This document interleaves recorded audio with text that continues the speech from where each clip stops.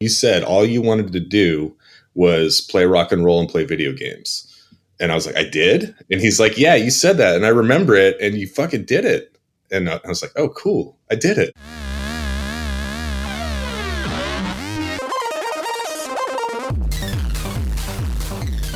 What's happening, everybody? Welcome to Hyphenate with me, your host, Randy Randall. This is our show for Thursday, January 9th, week 2 of Video Game Month here on the Hyphenate Pod. And I'm very excited to welcome our guest today, Mr. Jon Weisnewski. He is from the band Akimbo, which is where I first knew him from. I remember seeing Akimbo play back in the day. But he also has a new band called Sandrider, and another band called Nuclear Dudes. And then he also has a podcast here on the Ruinous Network, Tomorrow We Die, which I think looks at video games.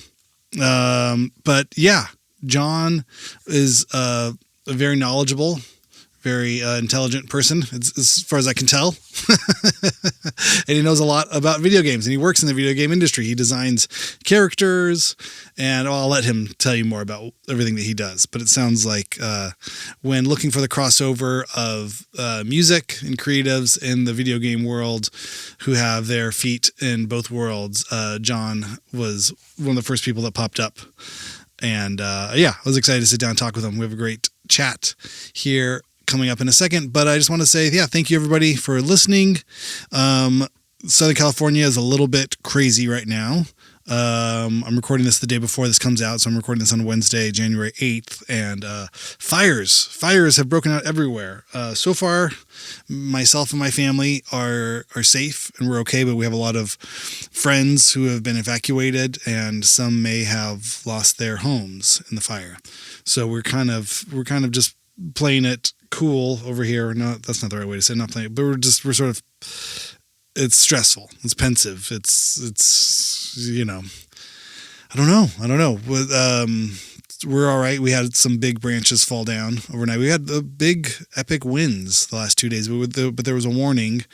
We had about 2 days notice that these big winds were coming, but it's hard. It's hard in this version of whatever is going on, in Southern California, this type of apocalyptic, extreme weather events where it's dry. We didn't really get much rain this year. And then these big winds whip up, and it just, any little ember, anything will just explode. And I really feel for so many of the people who are going through some really hard times right now here in Southern California, and my heart's with you.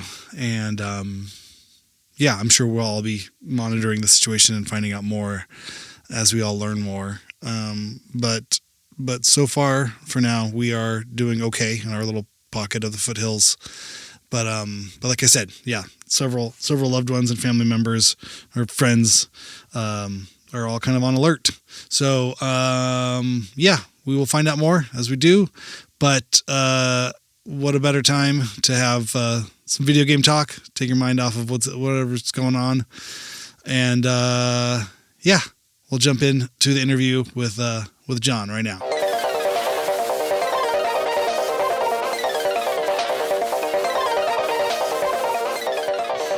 Jon, thanks so much for coming on to Hyphenate. How's it going? It's going well. My pleasure. Thanks for having me. Yeah, of course. I mean, you are a true hyphenate. When Patrick from Ruinous was telling me about you and a career, and I definitely remember Akimbo. Uh-huh. I was at the show that I think it was Yaphet Kotto and Akimbo at the Smell, probably 2002, 2003, maybe. When was that tour? You would know. I don't know. I was There's many of those tours. I spent the aughts touring. That was basically what we did. Like, I can't remember what day or date we were. Actually, I really wish that I had written down every show we played. Oh my God. Because we played so many shows, and I would love to be able to just look at a list, because I'm sure I've forgotten about 70% of them, Yeah, there's some websites that'll have some stuff on it, but there's tons of holes. I've tried doing that myself. Like Dean from the band No Age that I'm in, he and I will sometimes, we've sat down, I think we've charted out the first 2 years we're pretty good on, and then it really just gets spotty from there. Yeah. Quick side note. There's I'm a member of ASCAP. I have a friend in the music business who, a long time ago, when I was in my 20s and Akimbo was really going, she was like, hey, you need to get on ASCAP. You need to not get screwed. No, her name's No, Megan okay. Smith. You might know her. Do you Okay. know Megan Smith? I don't know. Maybe. Okay. I'm not She used sure. to she used to like work with Empty Records. She's Okay. been involved in the music scene her whole life. She's great. I love you, Megan, if you could. She was like, hey, you need to get on ASCAP. Don't get screwed. And so for a few years, ASCAP did a thing where they're like, hey, are you working hard and not getting paid? Like, you can apply for a grant and we'll give you some cash.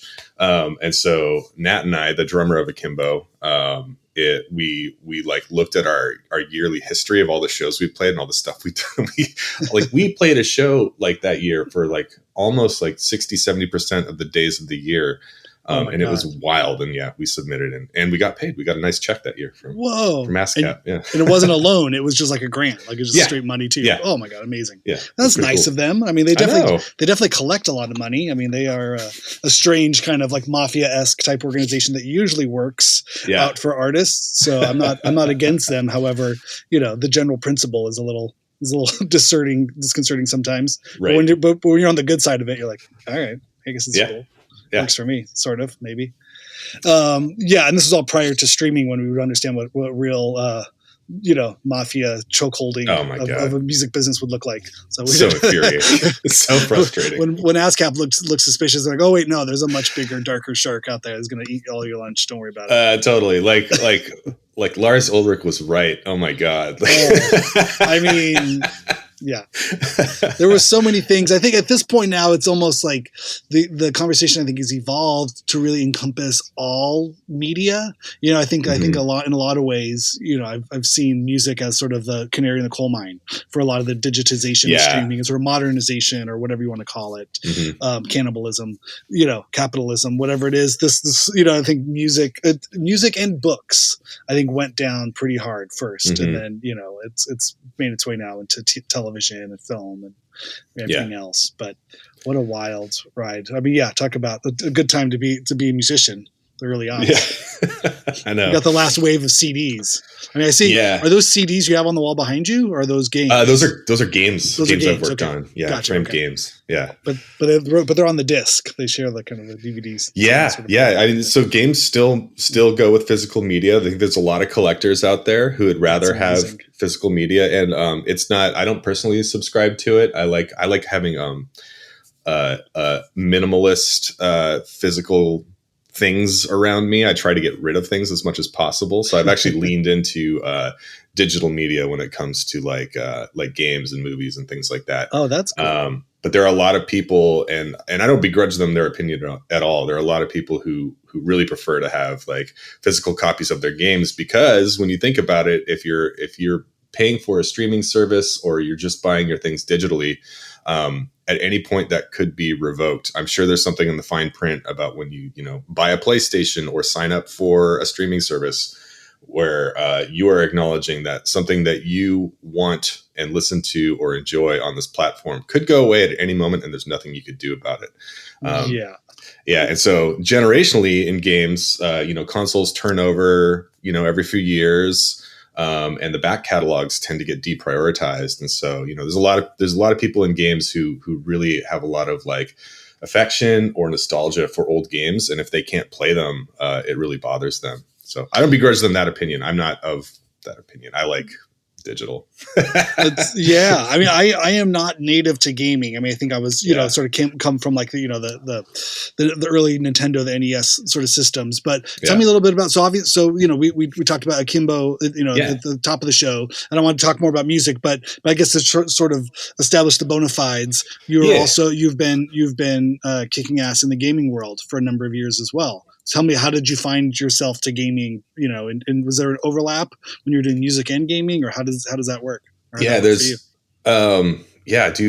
So my job is I'm a video game designer, and then the thing I do outside of that, in addition to having a family, is music. I caught up with a friend many years ago at Thanksgiving who I hadn't seen in a while, and we were sort of like.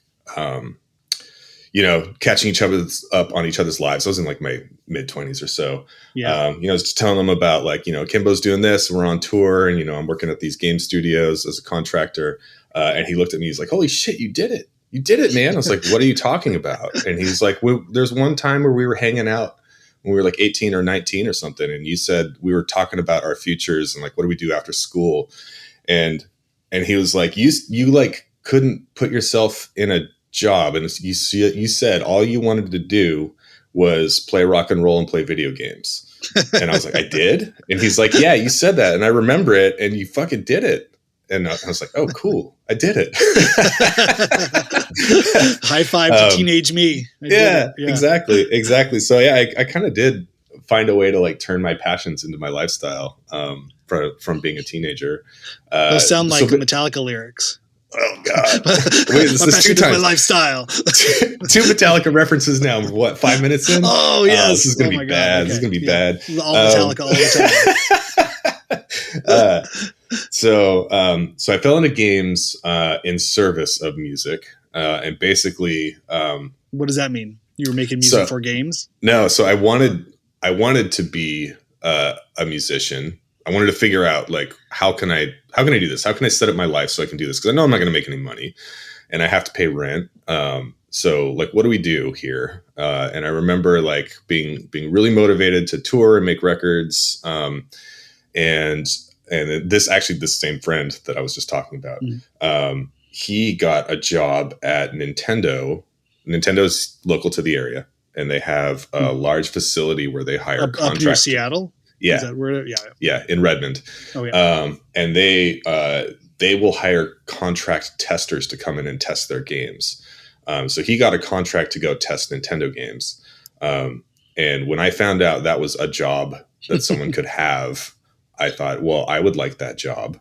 Testing meaning playing and writing down if things aren't working. Yeah. Like it's actual work. It's actual work. Like you have to have an analytical mind to be able to do it well.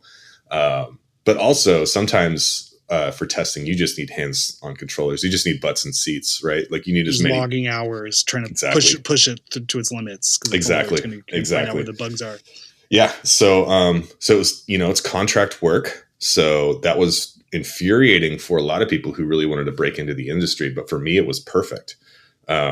Doing contract work where there's a fixed amount of time where you'd work really hard. You'd work a ton of overtime. You get paid time and a half. You get big paychecks, and then they kick you out. And I'm like, cool. I'm gonna go make a record. Tour. Yeah, it's a perfect musician lifestyle. Yeah, we're gonna do the West Coast, and then you come home and you're like, you got any contracts? And it's the games industry. So yes, there's constantly games coming out. And as long as you show up and you take the job seriously, it's back then it was pretty easy to get hired. And so I just did contracting for a long time. Had a couple full-time spots, but like ironically chose to leave those full-time jobs in service of going on tour, making records. And that was sort of like my loop. I would occasionally like work at a bar or like work at a video store or something between tours. But for the most part, like the most consistent and well-paying work I could get was contract game testing. And so I built up a bunch of experience doing that for a long time. And then eventually, it was like in my early 30s, Akimbo had a couple tours that were pretty rough, and I was starting to feel burnout. And I was starting to have opinions like, maybe I want to get married to my girlfriend. Maybe we want to buy a house. Maybe I would like health insurance so I can go to the dentist. Thoughts that young people in their 30s tend to have. And so I was able to leverage all that experience and transition when you're games. crashing on floors and passing the hat in basements, you don't really think about dentistry or insurance or things like that. That's not punk.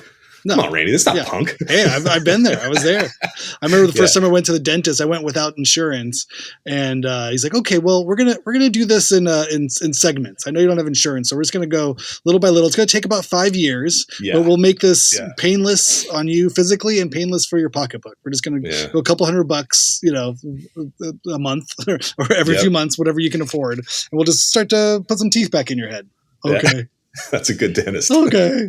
Yeah. Well, by that point, I was just having teeth just crumble in my mouth. I remember making a record like, I ate some salad, and now this lettuce somehow broke my back molar.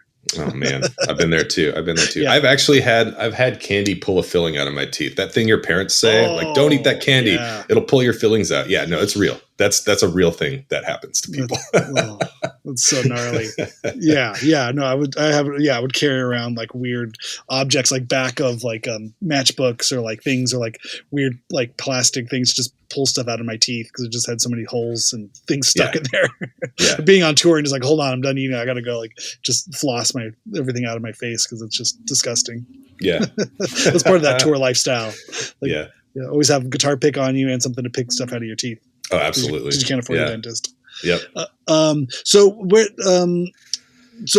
keep going with on the video game journey. I want to know sort of, so as you kind of try to transition out, was there one particular place you landed or a game that you worked on that sort of set the stage? Yeah. So what would happen? Right around that time, and a big part of this too was burnout. I was starting to experience pretty serious burnout with Akimbo. Like we were going really hard for a long time. And a lot of the joy was I was having a hard time finding the joy that I did in the early years, doing that stuff. Well, how many years are we talking? How many records? I think, so Akimbo was a band for 15 years total. And I based on loose memory, I would say 10 of those where we were going as hard as possible. Our focus was touring. I think we were more of a live band than we were a studio band. Mm-hmm. And we made a bunch of records, but the records were usually a reason to go back out on the road. Yeah. We didn't support the records would support the touring. It was a reason to tour. Exactly. Record out. Yeah. So like it was definitely like a 20-year-old like adventure experience, and not like we're gonna make a bunch of records that like stand the test of time. This was come see us play. It's gonna be crazy. Yeah. So I was experiencing burnout. And actually, I wasn't at the time. I wasn't fluent in like the psychology of what that is. I just knew that I was struggling, and that I felt like something needed to change in my life. And so one of the contracts I landed was at a studio called Bungie, and they make the Halo games and they make the Destiny games. And I was working on the first job there I had was on Halo 3, and it was an incredible experience. It was the first time in my career that like a development team had welcomed a tester. So for people who don't know, in the games industry, testers are traditionally, not always, but traditionally kind of like looked down on as fodder, as just like not part of the team. Like you're just a helper. You're not really like a true developer. And that's true at a lot of studios and a lot of different environments. But Bungie was the first place I worked where I was sort of like welcomed into the process and shown how the sausage is made, and was interacting with programmers and designers and producers. And I was being asked my opinion on things, and I was being given like features that weren't finished yet, and told like, hey, can you test this? It's not done. Based on the results of what you find, this may or may not like ship with the game. And that was huge responsibility, feeling of being included and trusted on a process like that. And it was magic, and it was galvanizing, and it was like, okay, like this is I'm a part of a team. Well, it's something like that, kind of that idea of being in a band, you know what I mean? Where it's like everybody plays a role. You don't want to just be superfluous or just that sort of thing. You're needed. Right. So like a band analogy would be like if if you were in a band where you're like the bass player and all you did was just play the guitar player's songs, and then all of a sudden you like went to go play with another band and they're like, hey, what riffs you got? Like what are you bringing to the table? It was like that level of like, oh wow, I'm invited. This is cool. And then it also totally helped that, Bungie's a fantastic studio and Halo's an incredible franchise. And so the game was incredible, and it was like a commercial success, and everyone was proud of the work they did. So that was a huge pivot moment. And I think actually the sort of like, when I look back on it, the true moment of like where I realized my life had changed lanes was that. So towards the end, Akimbo was signed to Neurot, which is Neurosis's label. Yeah. And there's this big festival out in Europe called Roadburn, which I'm sure people know about. And so the year I got hired full time, so out of contract into full time at Bungie, Akimbo was going to play Roadburn, and Neurosis was curating a whole day on a stage, and they had invited us to come like play on their stage, and it was with like Neurosis was going to play, US Christmas was going to play, like Grails was going to play, like it was going to be like a massive like feather in our cap and a huge opportunity. I had just gotten hired at Bungie full time. Also a huge life-changing opportunity. And I remember going to my manager and I was like, hey, we got this like European trip tour that I really want to do, but also like, I understand I just got hired. We're trying to ship a game. We're trying to finish it. Like, what do we do here? And my manager very coldly shut down the tour, and I had to cancel Roadburn. I had to email Scott Kelly and Steve Von Till and say, thank you for inviting us, but we can't make it. I'm a grown up now. I can't do it. And that's sort of, I imagine that's a fracture in the band as well. Oh my God. Like no one's loving you in the band. So at the time, Nat was furious with me. We're still great friends. Like we play in Sand Rider together. Yeah.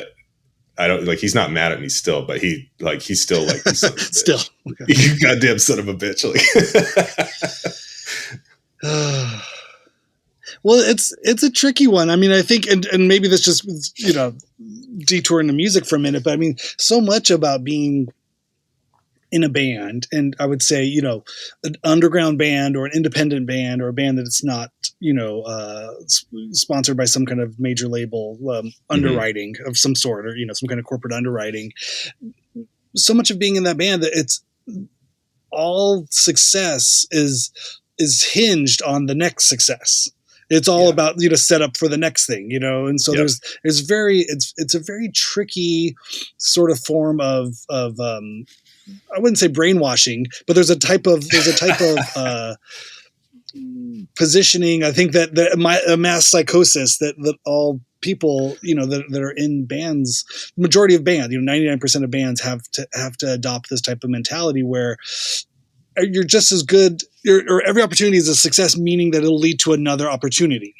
And there's never really a carrot, that you actually get at the end of the stick, but there's another stick with another carrot on it. So even that, like, totally. The idea of like, oh, we're going to play the big festival. It's like, okay, well, is there any money in that? Like, maybe, we might break even, but it's like, but that means, but if we play the big festival with the big bands, then we could maybe play later in the day next time, or maybe we get our, and then it's like, well, anybody does, what is the, this perpetual sort of like Russian doll nesting sort of game of like, well, if you open for this, or if you do this tour, or if you play this show, then you'll get more opportunities to play this show, to open for this band, to do this. It's like, but like how many, it becomes this cycle, right? Of like, real success in a independent band. It's, in terms of financial success, it's almost non-existent, Yeah. There's actually some game design psychology theory that like backs that up too. So like in video game design, we know that, so inherently, this isn't just games, inherently humans are happy working towards a goal. Like it makes our brains happy. There's probably some like primal instincts at play there, right? Like, but basically, essentially pursuing food, you're working. Yeah. So that's why a lot of like really popular like role-playing games or RPGs that are get like millions of people playing them for months on end, like these are games that are very good at giving players like small goals, medium goals, and long-term goals to work towards. They're constantly like making progress towards a goal, achieving it, which opens up the next goal, which is exactly the same as starting a band, right? Like once you learn how to play an instrument, like the first goal is like, okay, who are some people I can start playing with? So you find those people. Okay, goal solved. All right, what do we do next? We got to write some songs. Okay, next goal solved. Okay, now we got to get a show. You need a better drum kit. We got to save up and get you a drum kit.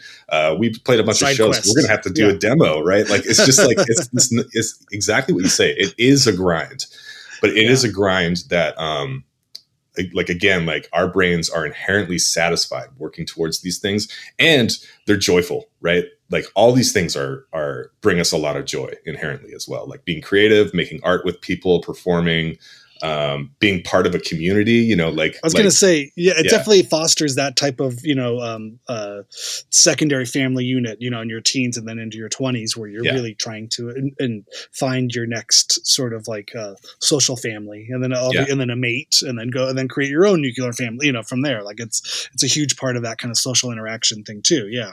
Yeah, but the grind is so real too. Like I was actually listening to your interview with Stephen McDonald, and he starts the interview saying he still feels like he's a kid who has something to prove, right?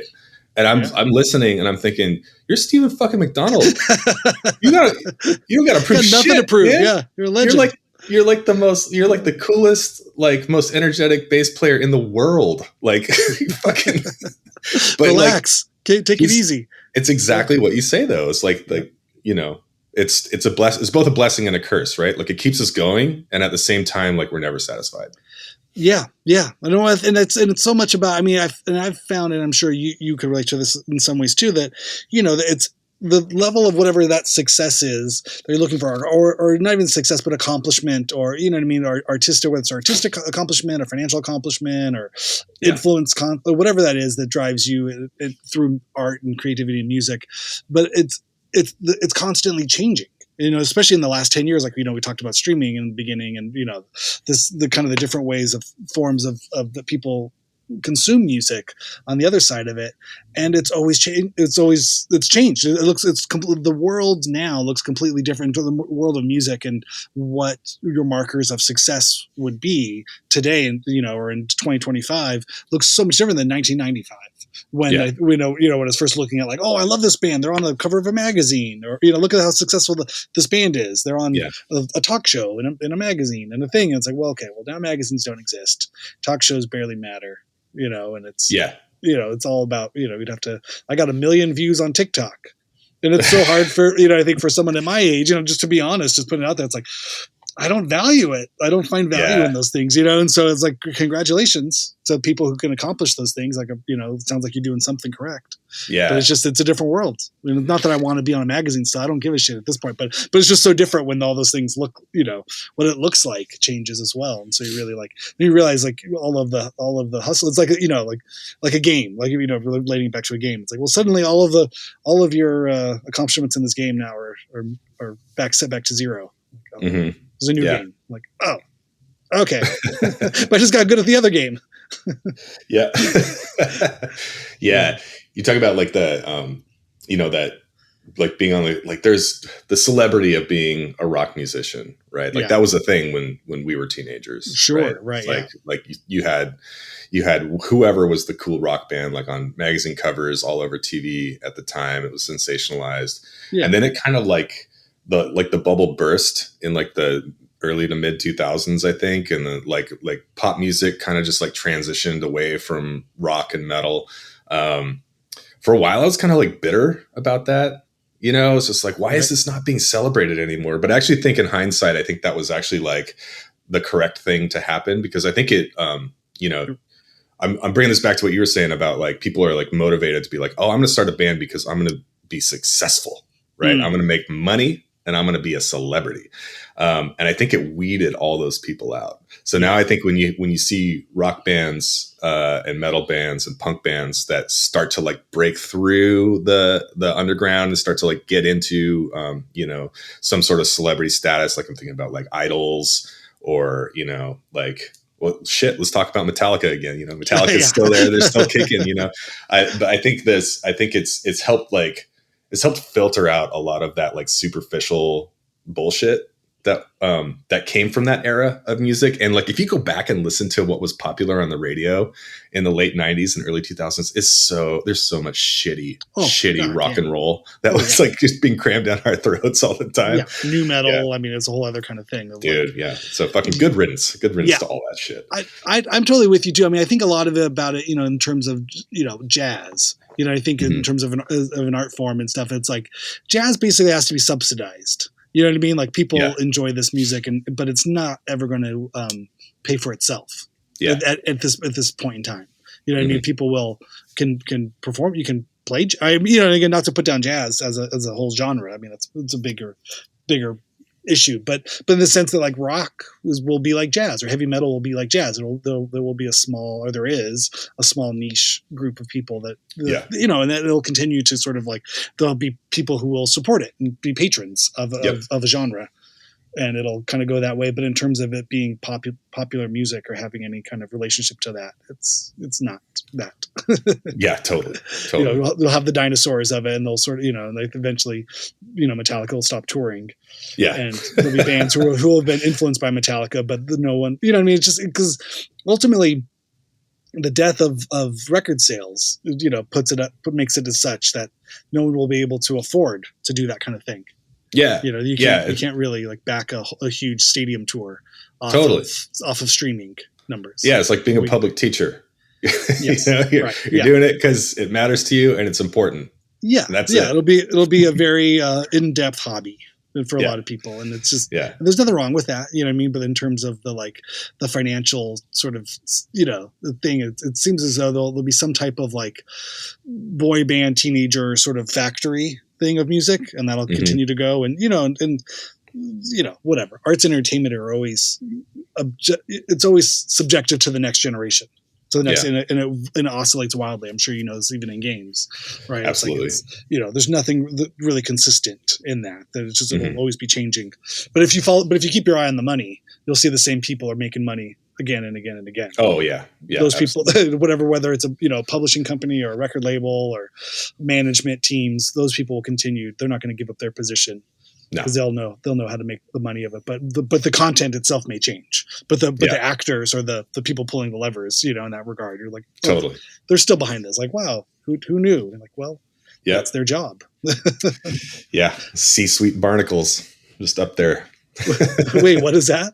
The C-suite barnacles. I don't know what that is. Oh, like C-suite, like the corporate suite, C-suite barnacle. Oh my god. Okay. Yeah. I was thinking of like sea shanties. I'm like, wait, what is that? Yeah, the corporate people that always hold on to the jobs. Yeah, exactly. Yep. That makes sense.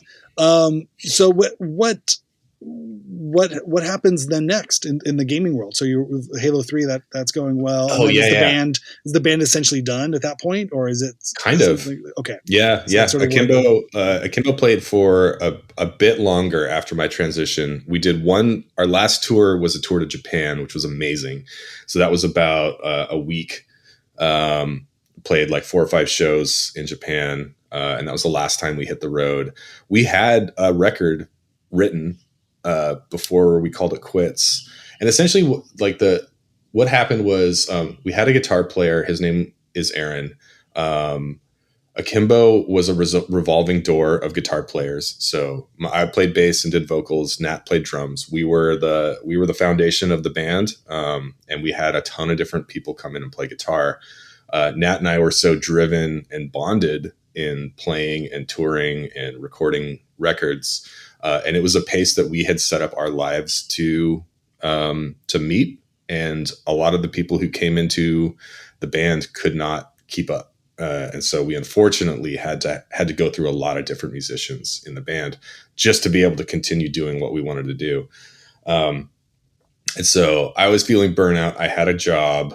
I was starting a career. I was, transitioning to being a family person. And our guitar player quit. He's like, I can't do it anymore. Can't keep up. And it was one of those things where it's like that, I think, we had 11 members total over the lifetime of the band. It was our third, maybe serious guitar player that had been with us for a bit. And Nat and I just kind of looked at each other like, I don't want to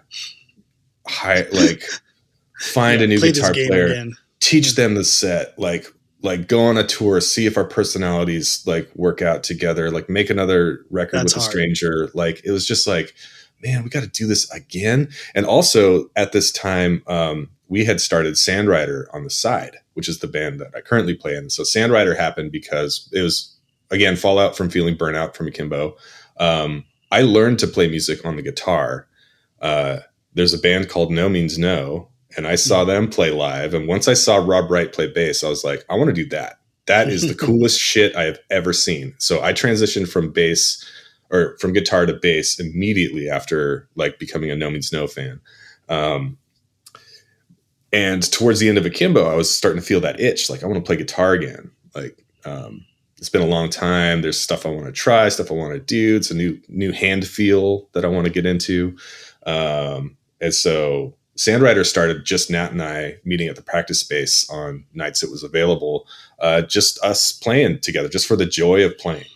And so we eventually got a bass player, Jesse Roberts.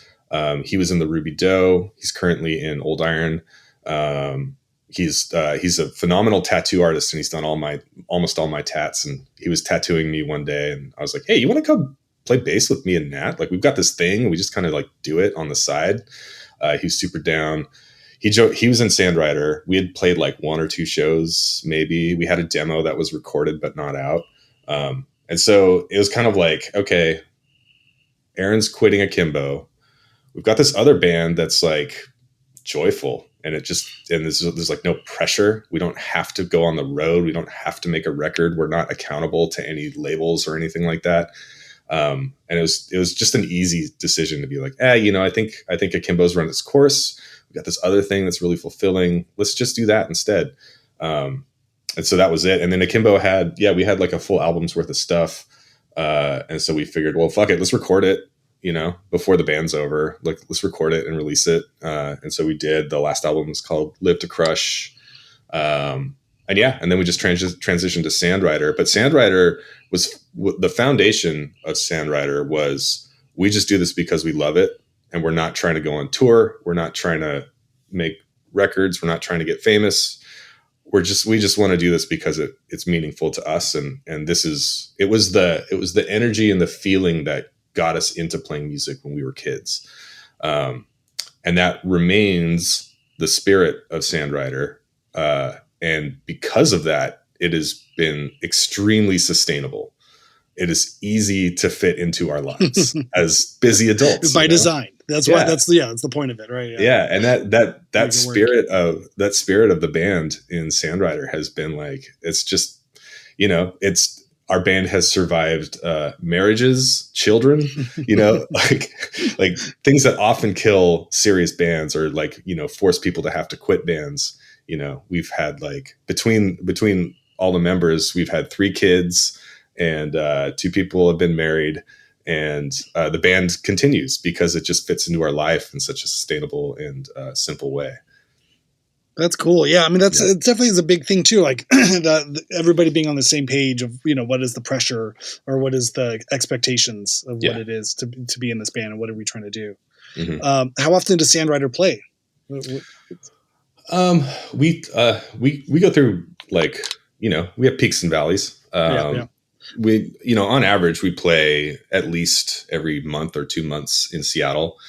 We're lucky enough that we were able to do some fly-ins. Like we've been out to like Minneapolis for a festival out there called Caterwaul. We've been to Calgary, Canada a few times. We've been down to the Bay Area a few times. So Sandwriter just released a 7-inch with Alternative Tentacles, who Akimbo worked with. And so we now have like, friends and allies in San Francisco who put on festivals, and they're like, "Hey, you guys want to come down and play?" We're like, "Yeah, we'll come down." But yeah, it's not, we don't get in the van and sleep on floors anymore. We get on a plane and sleep in a hotel now. Yeah. It's more of a dude's vacation. You can kind of like, it totally is. Even if you're not making money at it, it's like, hey, well, if I'm going to go from the house for a weekend, let's get a nice hotel room. Let's eat good food. It's the best.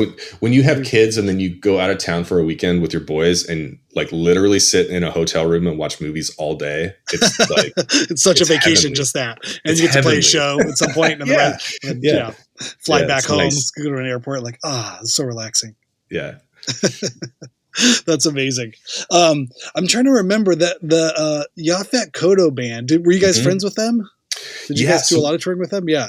I remember they were kind of gnarly. There was definitely like a moment there where it seemed like. Yeah, they were great. We only did one tour with Yaphet Kotto. It was the West Coast. And we made really good friends with a few of the members. And on that tour, it was the drummer Scott and the bass player Austin were like, "Hey, we got this other band that we're starting up called Saviors. and they played us their demo, and I was like, ooh, this shit's really good. So we made really good friends with them, and then Saviors started, and they got in touch like, hey, you want to do West Coast tour together? We want to get out there and like do a, like show people who we are. So we did a West Coast tour with Saviors, and then just like absolutely got along really well. So Cyrus from Drunk Horse was in Saviors as well. And yeah, we totally clicked with those guys. We did a number of tours with them, and then the Sword blew up, and the Sword were fans of Akimbo and Saviors. So we got to do like the Sword is like, hey, we're taking you guys out. And so we got to do a whole like national tour with the Sword and Saviors. And yeah, it was awesome. So yeah, Yaphet Kotto, we did one tour with them, but made really good friends with them, and then actually did more stuff with the band that came out of it. Oh, that's cool. Yeah, I mean, what a wild time, right? There's really no way of knowing where things would all end up. Yep. So tell me more about where the gaming industry is now, and kind of where you sit with that, and how is that the ups and downs, the roller coasters of that world is. Yeah, so the gaming industry is in a tricky spot right now. So I am currently unemployed. There's been record layoffs for the last 2 years in the games industry. Essentially, what happened here? I'll give you the quick history lesson, like short-term history lesson. So, COVID happens, pandemic happens, lockdown happens, and everyone's stuck in their houses. And if you look at the gaming market globally, it spikes in a fucking insane way. Like tons of new players are coming to games, spending a ton of money. And this is like massive, like for that year, there's just this massive spike in revenue and profit across the gaming industry. And that makes sense. Yeah. So the C-suite barnacles, they look at this spike, and they have to sort of like, they're thinking about like, okay, what do we do with all this influx of players and money? This is an opportunity to spend money to make money, right? So they want to start new projects, new studios, with the assumption that, some of these people who are coming in are going to stick around and be players. And so we sort of like bumped up the floor for what we can expect for, yearly revenue across the entire industry. Right. Wow. So we're talking like billions and trillions of dollars. Right. So this trend is only the beginning of the wave, not the top. Right. Of the wave. Right. Yeah. So there's a massive investment in games. And it started in about 2020. And all this money comes in, and pandemic happens. Turns out most of those people who were playing games to kill the time wanted to go back outside when it was over. And so, look, I was just doing this because of the pandemic, because I was legally mandated to stay home. Yeah. I was trying to fill time. Yeah. It was a lifestyle. Yeah. And so if you look at the graph, that like influx of money, it was a spike, and they were hoping it would be a plateau. Right. And so the next year it comes back down. It came back down to normal, right? So all the people who were playing games and all the organic growth that the games industry has continues to go, right? So the games industry is like not in danger by any means. There are still millions of people out there playing, and it still grows every year as kids, grow up, get jobs, buy their own consoles, buy their own games. So the gaming industry is still as healthy as it's always been. But there was this big spike that invited a bunch of new money that didn't pay off. And so for the last 2 or 3 years, those investments have been running dry. And so we, in the industry, we are seeing a ton of, basically the C-suite barnacles are getting worried about the investments that were made, and also wondering if it's going to sustain, how long the dip is going to keep going. And so we're seeing a lot of studios get closed. We're seeing a lot of teams downsize to be cost effective. We're seeing a lot of projects get canceled, and we're seeing a lot of hesitancy from investors and publishers and companies that have a lot of money to throw around, like waiting to see what happens before they start spending again. And so, I was one of the literally tens of thousands of people caught up in layoffs this year, currently looking for a new thing. And that's sort of the state of the industry right now. I'm fortunate that I've had a good career. Like my resume is pretty nice, and I should be able to find something, but like it's a pretty brutal market to try and find a new job right now. And so it just might take a while because, somebody posts a job and you've got like literally hundreds and thousands of people like applying for it. So it might just take a while to find the right fit and, get that interview where like I do my thing really well. And they're like, we like this guy, so it might take a bit. Find the right home for a long-term thing. It's so tricky because I feel like the same thing sort of happened with the entertainment industry here as well in Los Angeles. You know what I mean? With it was the pandemic and then, everything went to streaming. A lot, big numbers are up. Everyone's watching stuff at home, and then the strikes. There were 2 strikes back to back: the writer's strike, and then the other strike, the actor strike, and then IATSE strike. And so it just felt like there was nothing ever really got back on its feet here. You know what I mean? And as stuff picked up, a lot of the work went to other places. Is that the same in the gaming industry as well? I imagine a lot of these jobs can be done overseas, or if not already haven't, at what point is it? Where's the American staff versus the overseas staff, and how does that work? Yeah, I think remote and hybrid work definitely became a thing and will continue to be a thing. But it's kind of up to the studio and how they want to run things. There's at the same time, last year and this coming year, I've observed like a very out in the open effort to get people to come back to offices. I'm a person personally who prefers to work in the same room as other creatives. When it comes to, making games, I think that's a really big, important part of the creative process. And then it's the same as like making music, right? It's the difference being like trying to do a band practice over stream versus like being in the room with somebody. It's just like the communication is harder.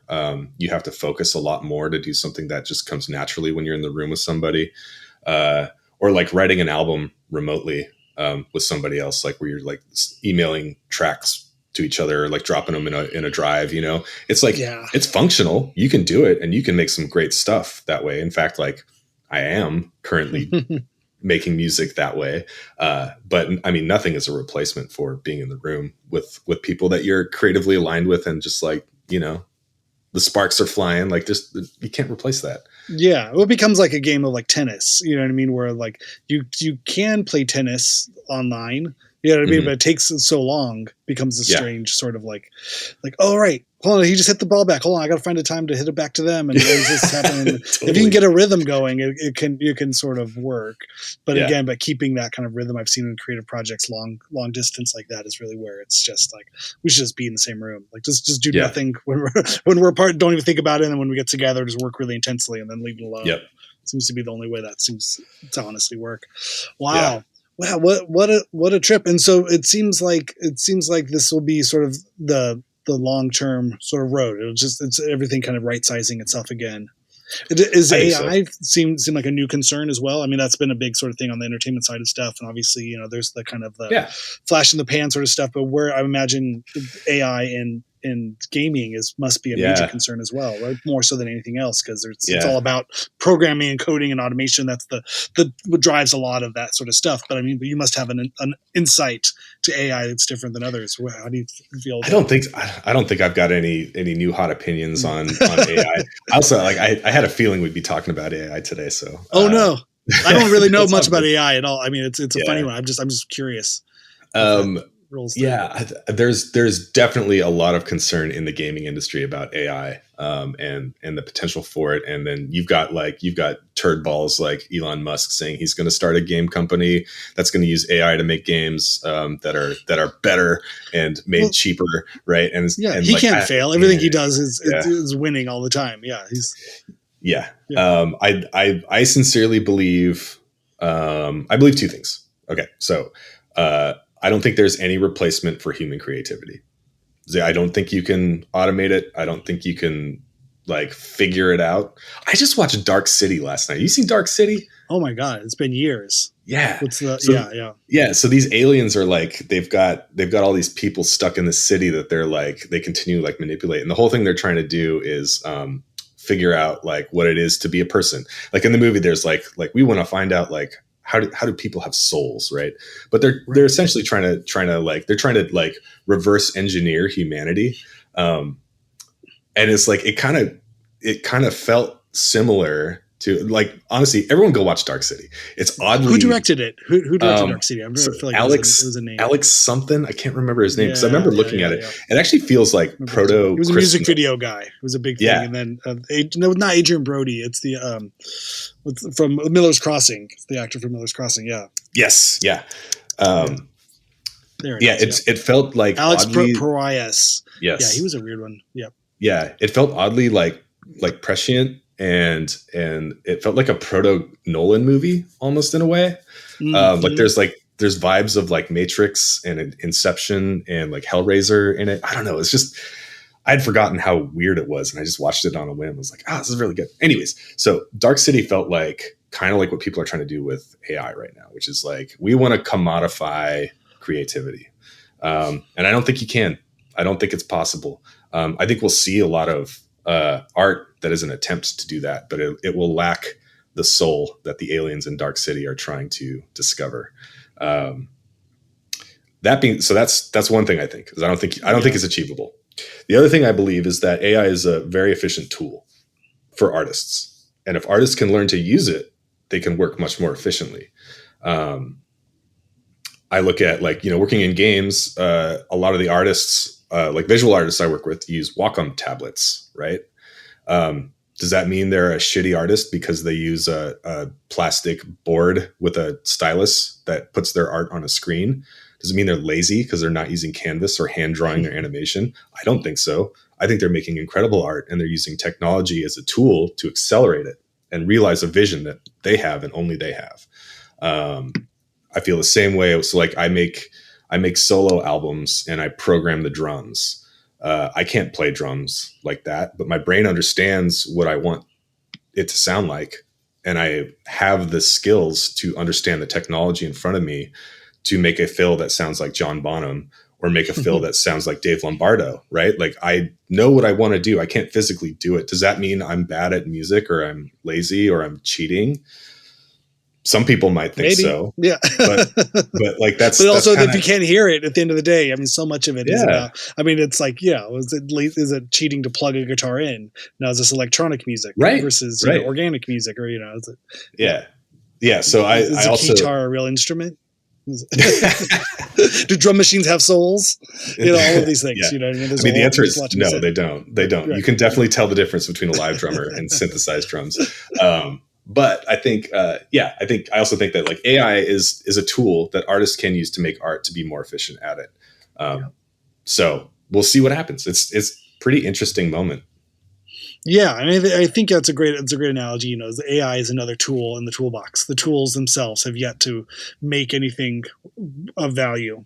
You know what I mean? You can have a whole, and that's what's, I mean, that's what, and that drives a lot of the music product or music instrument business is, you need this new tool, this new guitar pedal, you need this pedal to sound like whoever you want to think you sound like. Yeah. It's a whole sort of game of hero worship and mass consumption of tools. I have all the tools, but I still suck. It's like, well, you need more tools. That's the real, I mean, the practice industry, the instructional videos and practice is not booming as much as the product division is booming, so more products, but that I'm still waiting for the sentient guitar pedal board to write the next My Bloody Valentine record. Do you just plug it all in and see what happens? I feel like, so this is like kind of a snarky but kind of true thing, I think, is that I feel like a lot of people are like crying foul about AI right now, but like a band like Weezer is going to use AI to write like the best album that they've ever written. And everyone's going to be like, this is amazing. This is amazing. Like they're back. Weezer's back, right? I mean, yeah, in the way that Star Wars is back with The Force Awakens. You know what I mean? Yeah. Like, how close could you mimic the thing that everybody liked that you did, but still make it just different enough to satisfy people's desire for, you know what I mean? For the different but the same. Yeah, it's different but the same. And if you could do that, shade it just right in between the lines. Yeah, it's like, again, but getting back, to art and commerce, it's, all of that sort of stuff. It's like, what do people want, and that's always going to be changing. And I think if nothing else, I mean, I think predicting trends, and people are funny. Art has to, art has to fill a void. And so understanding what that void in the culture is, or even if it's your microculture or niche culture, I think that's the bigger issue too with all of these sort of things I've seen, especially in, entertainment side of stuff, and is just micro cultures, because we don't have the larger, or we have an ability to sort of like, live in our own bubble. We curate our bubble for us. We live in our own kind of feedback loops, that the ability to just not recognize, whatever the larger trend is, I mean? So I think there's that desire to still have someone like a Taylor Swift, or like, but I feel like a lot of that is the valuation of mass popularity, I think, is something I've seen change with younger generations. Where it doesn't have to be, you don't like, especially speaking from, I have an 11-year-old and a 5-year-old, like their ability to call out music or whatever, or art or shows, it's not necessarily, everybody likes it. I ask them, like, what does everybody talk about? Do your friends talk about this? How'd you find this? Like, I don't know, just flipped around, I found it. It's not necessarily the, like, everyone, I'm watching this because everyone else is watching this. Maybe just we're ahead of that teenage sort of fit in curve. But it's just, I just think it's people are finding their own niche in their corner, and they're finding that place, and it's cool. But I think that's going to be a lot different, because how do you automate for that, for individuality in those kind of ways that, what I mean? It's like, it's not one, there's really no one culture. And I think that's why stuff like the Oscars are irrelevant more and more, or award shows in general. Are so irrelevant, because nobody's heard of half the things that everyone else has found. And I think it's the same with like festivals. You know what I mean? You're going to have smaller and smaller festivals. There's no one, like the Coachella lineup every year is always that joke. I know as you get older, like if you're over 40, you should recognize anybody. You can tell your age by how many names you recognize on the thing. But I also don't know if everyone under 20 knows all these names either. I feel like we've come to a place now where it's like, if you're a tastemaker, insider, DJ, booker, promoter, or somebody, you may know these things. But I think, again, it's just changed even from our DIY underground sort of days of like, absolutely. There's not, the underground isn't a singular thing. No, it's been fractured into all these kinds of different sub genres. So it's good. You and I are of a generation that will never happen again the way it has happened, right? We're like, we were kids before the internet existed, and as we grew up, the internet happened, and now we live in an internet world. And like, I think we're maybe the last generation that will have a reference point to what life without the internet was like. Wow. Yeah, it's almost that agrarian versus industrial sort of thing, the revolution that's happened 100 years prior to that. Yeah. It's like, and I'm sure there will be some other like massive like leap in civilization in the future that we probably won't be here for, that maybe our kids, grandkids will have to like reconcile, right? But like, I've lived through enough leaps. I'm done. I don't need any more leaps. I don't need any more. Can we just be boring unprecedented until times? Over? Yeah. Let's have everything be precedented. Let's go back to the things things where there was a precedent. I don't need more precedented. Exactly. Awesome, John. Well, thank you so much. Where do you want people to find you, follow you? Are you public in that way? Where do you recommend people know more if they're curious? I am. I'm on the social media. I don't care about it. I really don't fucking care. Like, don't like Sandwriter. Do you want to come check out Sandwriter? It's my rock and roll band. We're on Instagram. We don't do much else. Everything else sucks. And like, honestly, like, I'm really falling out of love with Instagram too. I don't really care about social media. It's like, it's really been bothering me lately. Are the video game nerds finding you? Oh yeah. It's a different story. I'm sure they're all supportive and nice. Right. Yeah. No shortage of jerks on the internet. Yeah. Different story for a different podcast. But yeah, I got, people came at me pretty hard this last year. And then also, I mentioned it. I have a solo project called Nuclear Dudes. Also has an online profile. I just released a synthwave, like experimental synth album. It's not experimental. Awesome. It's a pop record. Like it's fun, but it's very out of the rock and roll wheelhouse. Like, so it's an album called Compression Crimes 1. I'm really happy with it. It was really fun to make, and I want to do more of it. But Nuclear Dudes was basically the solo project I started during COVID that turned into another band, because this is a show where we talk about overloading your life with too much shit. Right. So.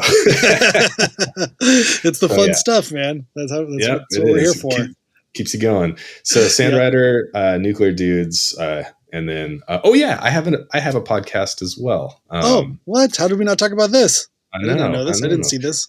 Yeah. So we are relatives in the Ruinous Media family. I do a podcast with my friend Jeff called Tomorrow We Die. And it's Jeff and I talking with underground artists about what it's like to be on tour and poor. Amazing. So it's all tour stories. It's not puff pieces about artists and how great their music is. Like we have a lot of people on the show that we're fans of. So the praise and enthusiasm just comes out organically.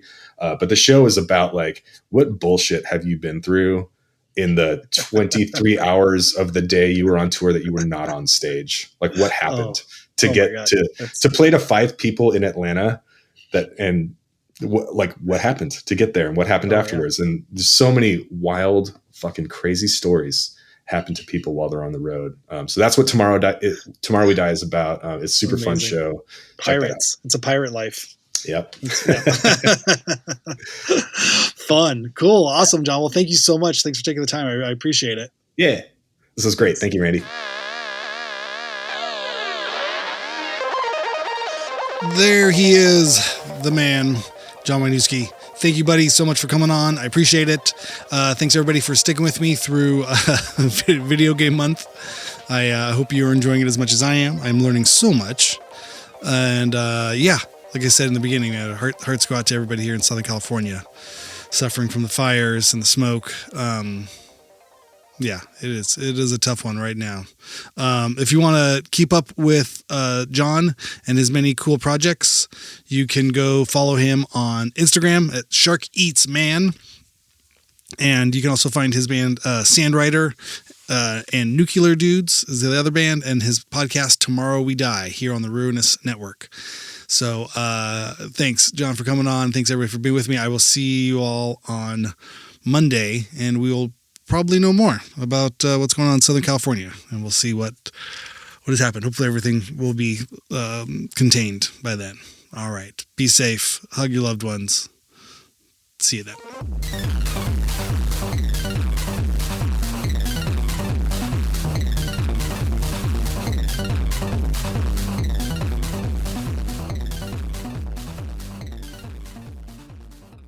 Like making progress towards a goal, achieving it, which opens up the next goal, which is exactly the same as starting a band, right? Like once you learn how to play an instrument, like the first goal is like, okay, who are some people I can start playing with?